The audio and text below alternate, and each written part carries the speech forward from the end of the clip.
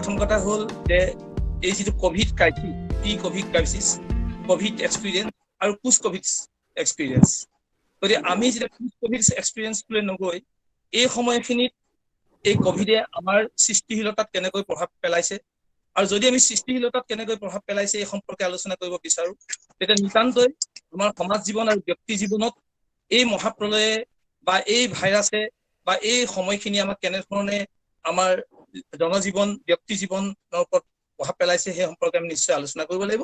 আৰু সেইকাৰণে ব্যক্তি আৰু সমাজৰ সম্পৰ্ক যে দৃঢ় হ'বই লাগিব এই সময়ত, সেই কথাটো মই উপলব্ধি কৰোঁ। আৰু এই সম্পৰ্ক জানিবৰ বাবে মূলতঃ তিনিটা দিশ আমি গভীৰভাৱে পৰ্যালোচনা কৰাৰ প্ৰয়োজন আছে। প্ৰথম হ'ল এই সময়ত আমাৰ চিন্তাৰ যিটো প্ৰক্ৰিয়া, এইটো প্ৰক্ৰিয়া উত্তৰণ ঘটিব লাগিব, যিটোক আমি লাইফ কগনিশ্যন বা থট প্ৰচেছ বুলি ক'ব পাৰোঁ।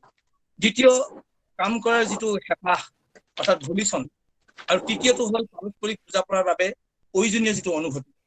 যদি মহামাৰী এই মানুহে চিন্তা প্ৰক্ৰিয়াৰ সঠিক উত্তৰণ ঘটাব নোৱাৰে, সৃষ্টিশীলতাৰ বস্তুটো নোহোৱা হৈ যায়। আকৌ যদি কৰ্ম কৰাৰ যিটো আগ্ৰহ, এই কৰ্ম কৰাৰ আগ্ৰহো যদি নোহোৱা হয়, তেন্তে সৃষ্টি ক'ৰ পৰা হ'ব?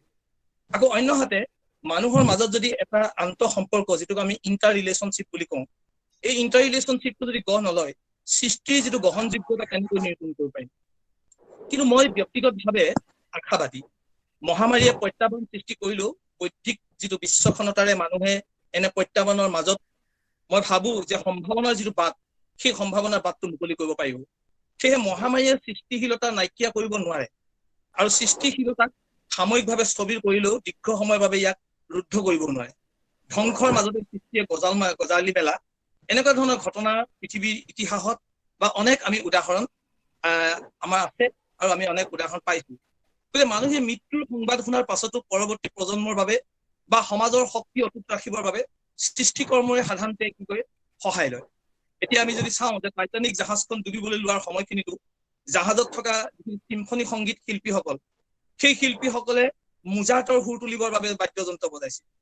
আকৌ একেদৰে কৰোনাৰ বিৰুদ্ধে যুঁজ দিয়াৰ সময়তো আমি দেখিছিলো যে ইটালীত দেখা এখন ছবি আমাৰ চকুৰ আগত এতিয়াও ভাহি উঠে, যে মহামাৰীৰ যিটো সময়ত, যিটো আমি মহামাৰীৰ যিটো দাবাক দিয়ে এফালৰ পৰা সকলো চাৰখাৰ কৰি যোৱাৰ সময়তে ইটালীৰ অসংখ্য বাসিন্দাই নিজৰ ঘৰৰ বেলকনিত হাতত গীটাৰ, ভায়লিন, চেতাৰ, মেণ্ডলিনৰ দৰে বাদ্যযন্ত্ৰ লৈ গীত গোৱা আৰু নৃত্য কৰা দৃশ্য আমি টেলিভিশ্যনত প্ৰত্যক্ষ কৰিছিলো।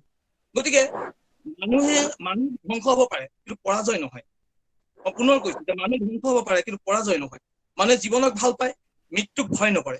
গতিকে মানুহে মহামাৰীৰ সৈতে যুঁজ দিছে আৰু ভৱিষ্যতে যুঁজ দি থাকিব। মানুহৰ সৃষ্টিশীল মনটোক মহামাৰীয়ে নিক্ষেপ কৰিব পাৰিব বুলি মই কেতিয়াও নাভাবো, আৰু মই বিশ্বাস কৰো যে man may be destroyed but cannot be defeated.